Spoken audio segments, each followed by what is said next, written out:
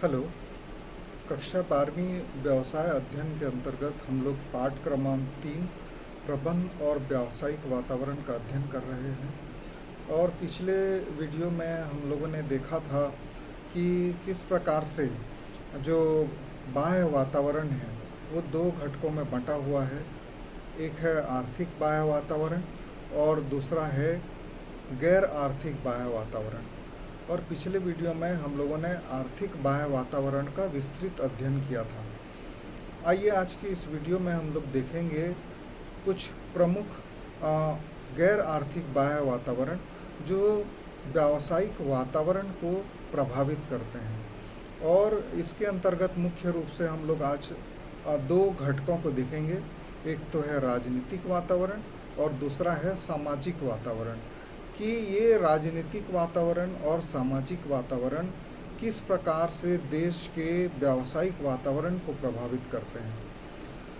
किसी भी देश की राजनीति वहाँ के व्यावसायिक वातावरण को काफ़ी मात्रा में प्रभावित करती है, क्योंकि देश की समस्त व्यवस्था, बागडोर संचालन, नीति निर्माण, योजनाएं, जन कल्याणकारी योजनाएं आदि से संबंधित सभी बातें राजनीति पर ही निर्भर करती हैं, सरकार पर निर्भर करती है।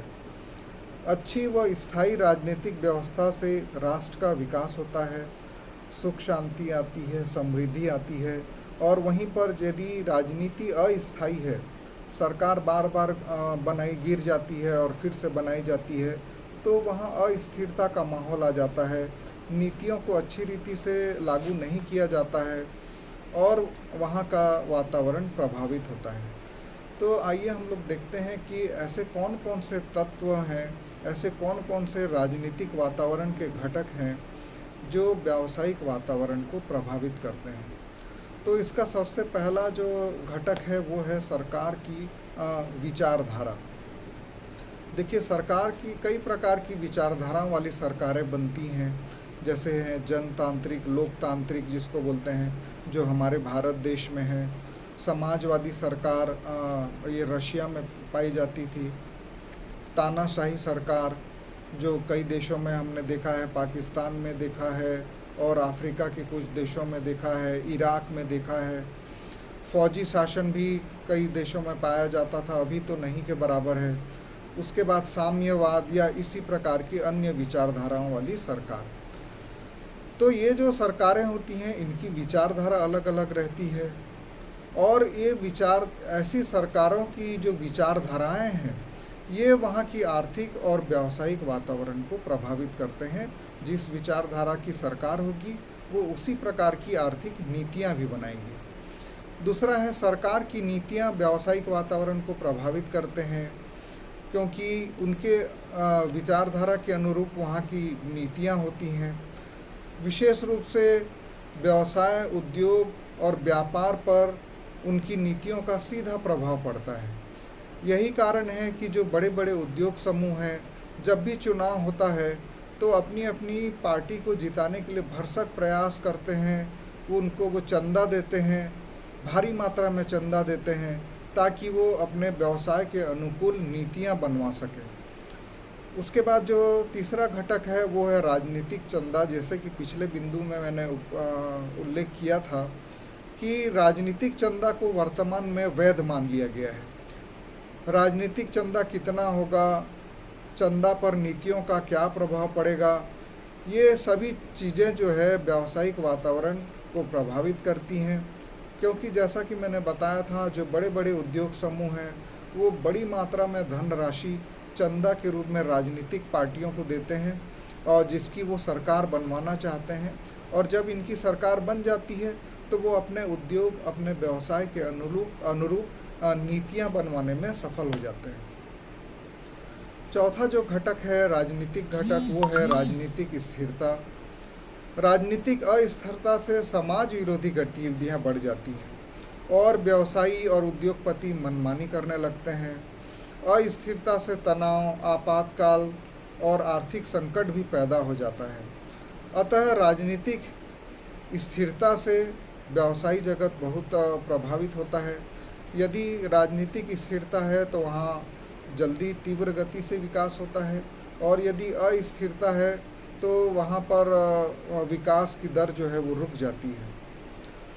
उसके बाद अगला घटक है राष्ट्रीय सुरक्षा। किसी भी राष्ट्र का व्यवसाय वहाँ की सुरक्षा से प्रभावित होता है। यदि असुरक्षित है वो राष्ट्र, तो वहाँ की जो व्यावसायिक गतिविधियाँ हैं वो अस्थिर हो जाती हैं, अस्त व्यस्त हो जाती हैं। सुरक्षित वातावरण होना बहुत आवश्यक है, क्योंकि व्यावसायिक वातावरण भी सुरक्षित राष्ट्र में ही स्थिर रह सकता है। छठवां जो घटक है वो है ब्यूरोक्रेसी की सोच, अर्थात जो शासन में उच्च अधिकारी होते हैं, जो राजनीतिज्ञों को और सरकार को सलाह देते हैं, उस पर भी व्यावसायिक वातावरण निर्भर करता है। इनका स्वभाव जैसा होगा, राजनीति उसी ओर झुकने लगती है। क्योंकि ये अधिकारी जो हैं उच्च स्तर के होते हैं, इनका कार्यकाल भी लंबा होता है, अतः राजनेता भी इनकी बातों को पूर्ण रूप से नकार नहीं पाते हैं। अतः इन अफसरों का व्यापार जगत पर परिस्थितियों के अनुकूल प्रभाव पड़ता है। विदेश नीति भी व्यावसायिक वातावरण को प्रभावित करती है कि वो कौन सी नीति अपनाते हैं, पड़ोसियों के साथ उसके कैसे संबंध हैं। क्योंकि भूमंडलीकरण के कारण, ग्लोबलाइजेशन के कारण पूरे व्यवसाय का अंतर्राष्ट्रीयकरण हो चुका है, अर्थात हम विदेशों में कहीं पर भी जाके अपनी वस्तुओं को बेच सकते हैं, और ठीक इसी के उल्टा विदेशी लोग भी हमारे यहाँ आकर अपनी वस्तुओं को बेच सकते हैं, व्यापार कर सकते हैं। उसके बाद जो आखिरी इसका है राजनीतिक तत्व, वो है संविधान। संविधान में बनाए गए नियम और कानून प्रायः दीर्घकाल और अपरिवर्तित होते हैं, और यदि वहाँ की राजनीतिक स्थिति उत्तम है और संविधान से छेड़छाड़ नहीं किया जाता, तो वहाँ पे व्यापार बहुत तेज़ी से प्रगति करता है। और यदि लगातार बदला जाता है तो व्यावसायिक परिस्थितियाँ भी बदलती जाती हैं। अब थोड़ा सा हम लोग देखेंगे सामाजिक वातावरण कैसे व्यावसायिक वातावरण को प्रभावित करता है। सामाजिक वातावरण का आशय समाज में होने वाली सभी गतिविधियों से है। इन गतिविधियों में सांस्कृतिक गतिविधियां भी शामिल हैं, और चूंकि भारत में तो और भी ज़्यादा सामाजिक वातावरण प्रभावित करता है, क्योंकि भारत त्योहारों का देश है, और यहाँ अधिकतर जो व्यापार है वो त्योहारों पर निर्भर है। चाहे होली हो, दीपावली हो, दशहरा हो, क्रिसमस हो, न्यू ईयर हो, जितने भी त्यौहार मनाए जाते हैं उस समय हमारे देश का जो व्यापार है वो चरम सीमा पर होता है, बहुत ज़्यादा बिक्री होती है, और व्यापार जगत को बहुत ज़्यादा फ़ायदा होता है। तो समाज में जाति, धर्म, लिंग, परिवार, समूह आदि से संबंधित बहुत सारी क्रियाएं होती हैं, और इन सब का प्रभाव व्यवसाय पर पड़ता है। तो इसके कुछ घटक को हम लोग थोड़ा संक्षिप्त में जानेंगे। पहला है परिवार की संरचना और भूमिका। समाज में परिवार ही सबसे मजबूत और विश्वास पात्र समूह होता है, और ये एक सामाजिक संस्था है। समाज में परिवार एकल हो सकते हैं और संयुक्त भी हो सकते हैं। हालांकि संयुक्त परिवार का चलन अब धीरे धीरे ख़त्म होते जा रहा है, और इसकी संरचना ही व्यावसायिक गतिविधियों को तीव्र गति से प्रभावित करती है। उसके बाद समाज में जाति और वर्ग व्यवस्था भी व्यवसाय को प्रभावित करती है, कि समाज में जाति, धर्म, स्त्री, पुरुष, शिक्षा, आयु आदि के कारण व्यवसाय प्रभावित होता है, क्योंकि सभी अपने अपने वर्ग के अनुसार व्यापारिक गतिविधियों को संचालित करते हैं। जो बहुत सारे जो समाज हैं वो अपने पारंपरिक व्यवसाय को ही, जैसे सोनार हैं, लोहार हैं, हीरा व्यापारी हैं, किराना दुकान वाले हैं, वो अपने परंपरागत व्यवसाय को ही आगे बढ़ाने का प्रयास करते रहते हैं। उसके बाद समाज में संस्थाओं का क्या योगदान है, इस पर भी व्यावसायिक वातावरण प्रभावित होता है। किसी भी देश में अनेक सामाजिक संस्थाएं होती हैं जो समाज के कल्याण के लिए कार्य करती हैं। यदि किसी राष्ट्र में ऐसी सामाजिक संस्थाएं हैं तो वहाँ की व्यावसायिक गतिविधियाँ बहुत अच्छे रीति से चलती हैं, क्योंकि इन संस्थाओं को सरकार और समाज दोनों का सहयोग प्राप्त होता है। तो इस प्रकार राष्ट्र के निर्माण में भी इन समाज के संस्थाओं का योगदान होता है।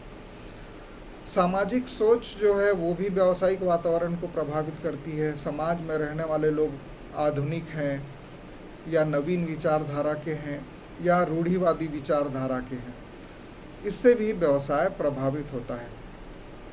सामाजिक परंपरा व प्रथाएं भी व्यापार को प्रभावित करती हैं। जैसी परंपरा व प्रथा रहेगी, व्यावसायिक गतिविधियां भी उसी के अनुरूप होंगी। जैसे कि हमारे देश में आप लोग जानते हैं कि बहुत सारी परंपराएं हैं, प्रथाएं हैं। बच्चे का जन्म होता है तो बर्थडे मनाते हैं और खाना खिलाते हैं। किसी की मृत्यु हो जाए तो लोगों को खाना खिलाया जाता है। शादी ब्याह में बहुत सारी परंपराएं हैं और इन सब से जुड़े हुए बहुत सारे उद्योग हैं जो इन्हीं परंपराओं के कारण चलते हैं।